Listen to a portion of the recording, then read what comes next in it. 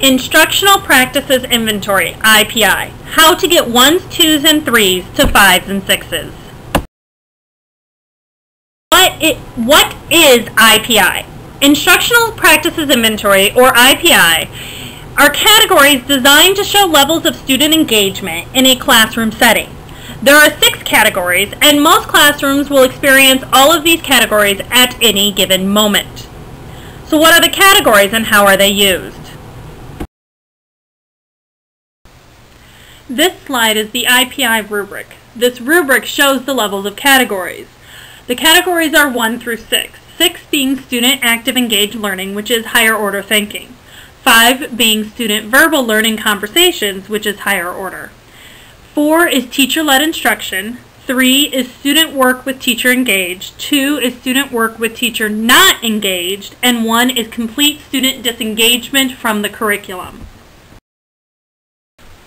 So what does the categories mean? The following visual implies something about these 6 IPI categories. It's telling us that it is not a hierarchy. There are 6 distinct categories in the IPI categories. Ways of classifying how students are engaged. A 6 is not better than a 5 is not better than a 4, etc. A 5 is not better than a 3, it is different from a 3. And there are times when the 3 is the most appropriate learning experience for the students. In a lesson or a unit, categories 6, 5, 4, 3 are all valuable learning experiences for the students.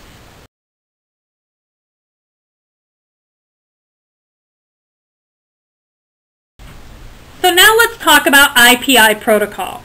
The protocol of IPI is as follows. Observers are most interested in instructional practices during the first few moments of the observation. These are visual snapshots, so to speak. No, the observers are not taking actual photos. Each observation is coded anonymously. IP observations will never be used for the purpose of teacher evaluation. When an instructional process is borderline, we record the code that represents the most favorable learning experience.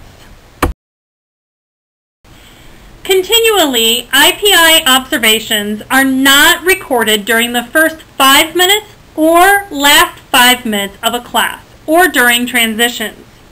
100 observations per day should be considered a minimum. 125 to 150 is preferred. Special education classes are coded as core or non-core based on the content that is occurring at the time of the observation. What that means is if it's a special education English class, it would be considered core. Furthermore, substitutes are coded but not counted in data unless higher order thinking is evident. If the substitute is having the students working on an activity that could be labeled as a 5 or 6, substitute lists should be provided by the office.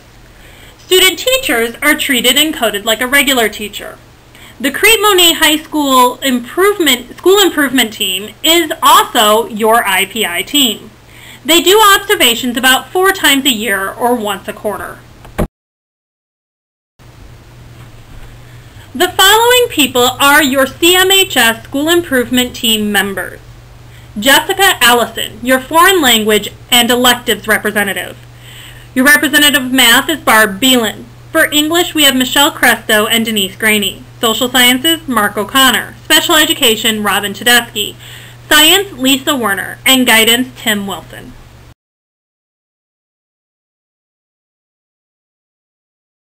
So how is the data of IPI used? 1. It helps in discovering needs for increased student engagement. 2. It develops scenarios and examples to help teachers in improving higher order thinking. And 3. The IPI team works with administration on areas of professional development for CMH teachers. This is not an evaluation type situation, it's just we take the data and we utilize it to tell administration what areas our teachers may need professional development in.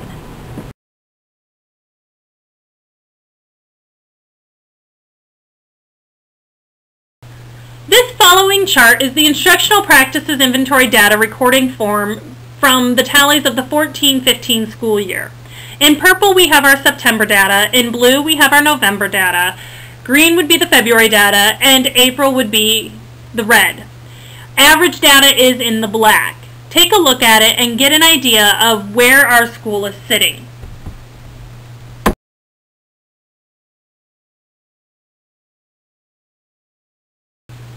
This chart shows the average of where we sat in 2014-2015 in comparison with high-achieving schools, low-achieving schools, and national norm.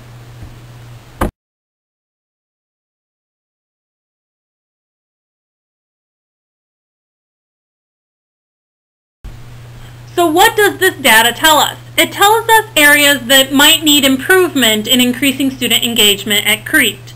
It helps the team see where professional development might be needed for the teachers. It tells us that student engagement matters and that Crete Monee High School is falling directly within the average range of other schools in the nation that utilize IPI. So how does a teacher go from 1s, 2s, and 3s to 5s and 6s? Take a look at the following scenarios that will show you how to take 1s, 2s, and 3s and turn them into 5s and 6s. Scenario A, math.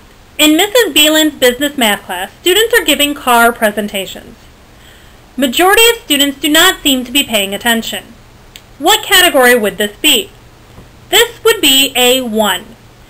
The reason it is a 1 is because the majority of the students are not involved in the curriculum.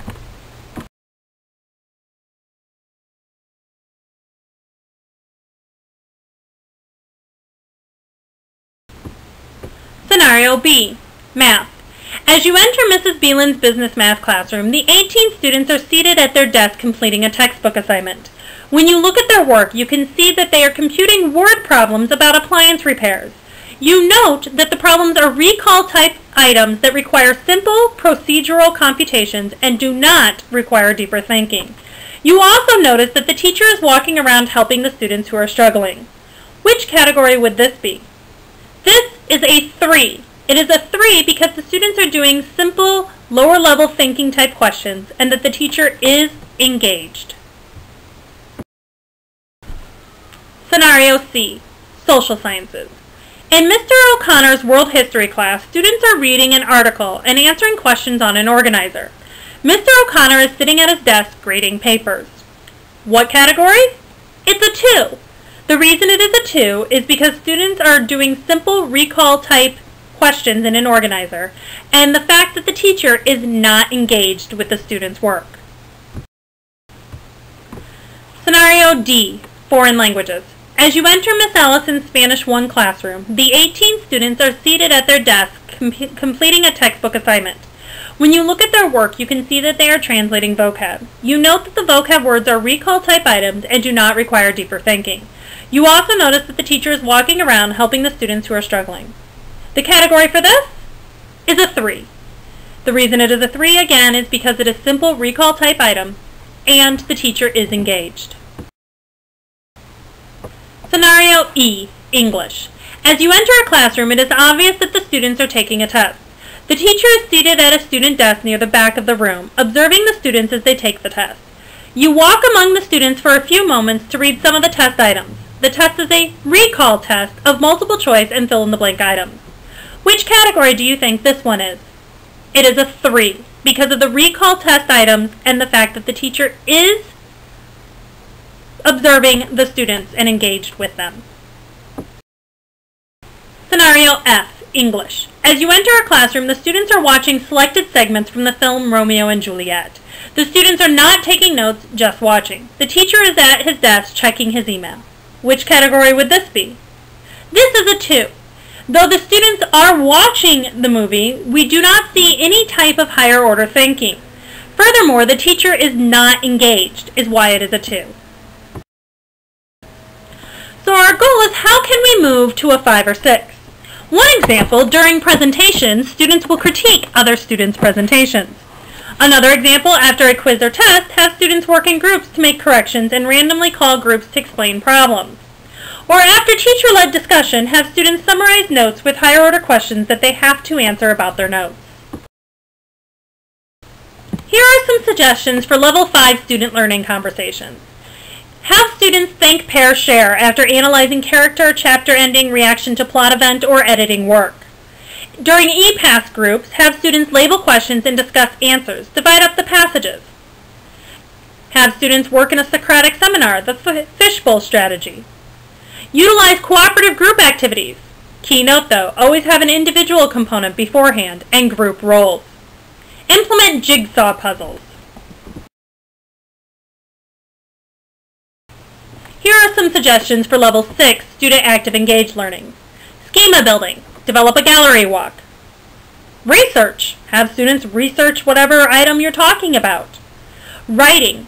Higher level prompts that require analysis, evaluation, etc. Author purpose questions such as why did the author create a minor character? What is the tone in this paragraph? And what is the purpose of this paragraph in relation to the whole? Projects and presentation critiques by students.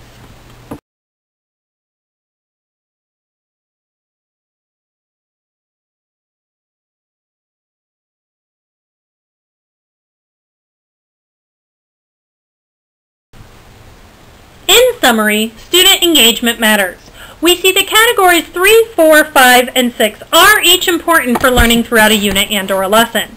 We need to work on eliminating disengagement, reducing teacher disengagement, reduce just plain seat work, and increase our higher order engagement and our higher order verbal learning conversations to develop a highly powerful process for learning.